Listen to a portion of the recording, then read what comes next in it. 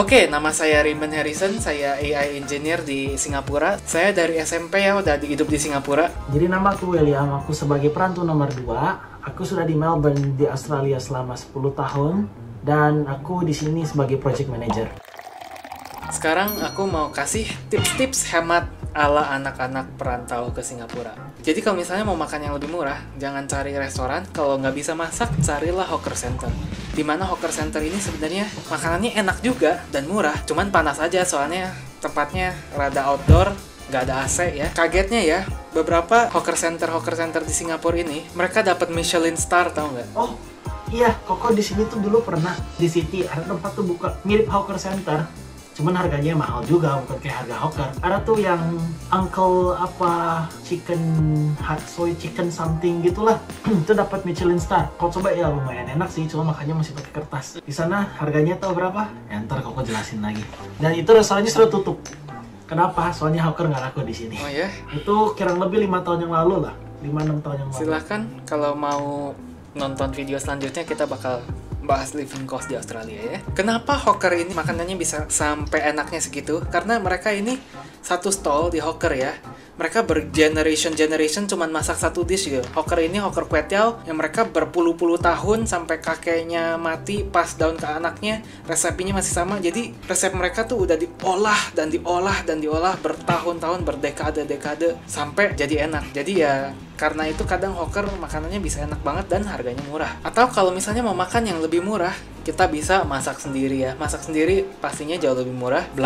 Bisa belanja di supermarket, di sini sebutnya antara Fair Price atau Sheng Siong. Terus kita bisa kalau mau seru juga masak bareng temen gitu ya. Kita bisa masak bareng, itu kan aktivitas yang lumayan seru dan lumayan murah. Kalau kita misalnya mau ke restoran, mau nonton, mau apa, yang mereka punya student discount, bawalah kartu pelajar. Kartu pelajar bawa kemana-mana. Sampai sekarang aku punya fotonya di HP, biar kalau lupa bawa mau nonton, nih aku pelajar gitu. Padahal udah bukan pelajar. Terus kamu Photoshop ya tanggal expiry-nya. Apa di Photoshop? Kartu pelajarnya SUTD itu kartu bank. Jadi kartu bank ada expiry date-nya kan, harusnya expiry date-nya itu waktu aku lulus. Tapi sebelum aku lulus, aku renew kartunya. Jadi aku masih ada 4 tahun lagi sampai expire. Dulu lihat nih, sudah robek dan sangat lecau. Dan dulu juga Koko pernah tuh kerja di konstruksi. Koko pakai apa ya? Si kartunya tuh buat ngerok-ngerok apa ya? Buat ngerok-ngerok cat dan lain-lain, lihat sampai kayak begini. Yap, ini kartu pelajar aku. Lihat, ini Bank DBS, ini sekolah aku SUTD, di sini ada tulisan student. Terus di sini ada nama aku dan expiry date-nya bisa dilihat ini tahun 2029 ya. Ininya tolong disensor ya. Koko. Dan di belakangnya ada foto aku. Jadi setiap kartu pelajar selalu ada fotonya ya. Belakangnya ininya nggak boleh dikasih lihat ya. Soalnya ini kartu bank juga, bukan cuma kartu pelajar. Jadi itu uniknya sekolah aku, kartu pelajarnya itu kartu bank juga. Jadi kita pakai kartu bank buat akses fasilitas sekolah. Oke, yang ketiga, yang cara berhemat, kita bisa pakai aplikasi-aplikasi yang bisa ngasih lihat kita ada promo apa aja sih di sekitar Singapura. Salah satunya kalau kita punya Telegram. Telegram itu kayak WhatsApp gitu ya. Di Singapura banyak pakai Telegram. Telegram ini ada satu grup ya, namanya Good Lobang. Good Lobang. Kamu tahu Lobang?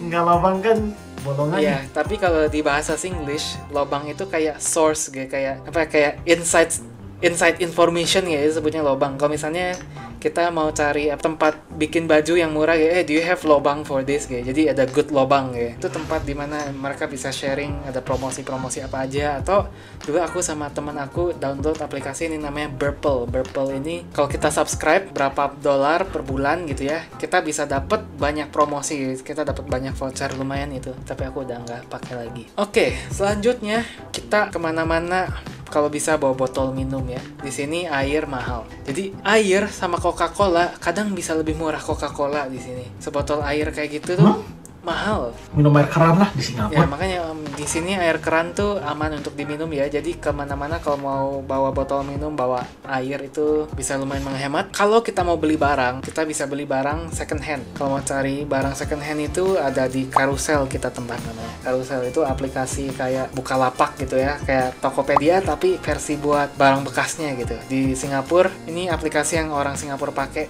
dan aku banyak beli barang-barang aku tuh sebenarnya barang-barang bekas ya. Bahkan HP yang aku pakai sekarang buat video call koko saya, ini aku beli barang bekas. Barang aku bekas semua lah kebanyakan. Sama Koko juga. Oke, jadi untuk merangkum kira-kira biaya hidup di Singapura berapa? Sekarang sebagai orang yang udah bekerja, ini kalau aku benar-benar menghemat ya. Buat akomodasi kira-kira tadi kita sudah bahas di 1.200. Tambah wifi, listrik, gas, dan lain-lain.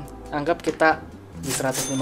Ditambah anggap pengeluaran transportasi, makanan, dan lain-lain, kita bisa keluarin di $1.000 per bulan.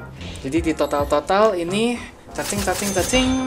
Jadi 2.350 SGD pengeluaran per bulan kalau kalian bisa menghirit. Dan dengan spending ini, kira-kira pendapatan orang Singapura tuh berapa sih? Jadi rata-rata fresh grad di Singapura baru lulus kuliah, kita dapat uang sekitar $4.000.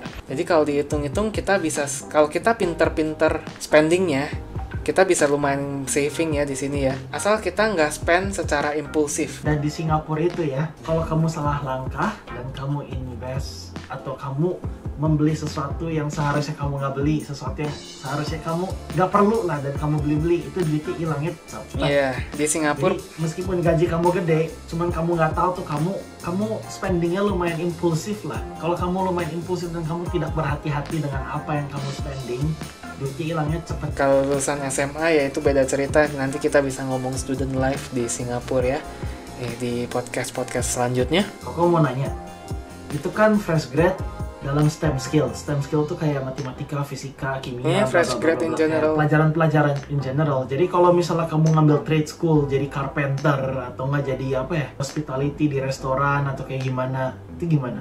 I would say gajinya sekitar 3.000-an, 3.500 kali. Sebulan? Ya, kalau on average mungkin 4.000. Kalau misalnya kita di bidang STEM, mungkin gaji rata-rata mungkin sekitar 4.500. Kalau misalnya computer science itu bisa 5.000, 6.000. Itu termasuk job-job kayak restoran gitu? Kalau job-job yang kita nggak punya degree, misalnya kerja di restoran, 1 bulan mungkin $2.000, 2.000 sampai 3.000. Oke, jadi gaji gede di sini bukan artinya kamu auto kaya ya. Biaya hidup juga gede di sini ya. Jadi kuncinya itu bagaimana kamu bisa mengelola spendingmu supaya kamu setidaknya bisa saving gitu. Jadi kalau kalian punya pengalaman atau tips-tips soal biaya hidup di Singapura, ayo kita share di komen juga ya. Kita ngobrolin di komen. Aku mau dengar kalian semua, pendapat kalian semua tentang biaya hidup di Singapura. Kami Ngopi Merantau, kami mau membawa perspektif internasional kepada orang Indonesia. Terima kasih, dan yang subscribe, amin kaya raya. Bye-bye. Cepat kaya. Bye-bye.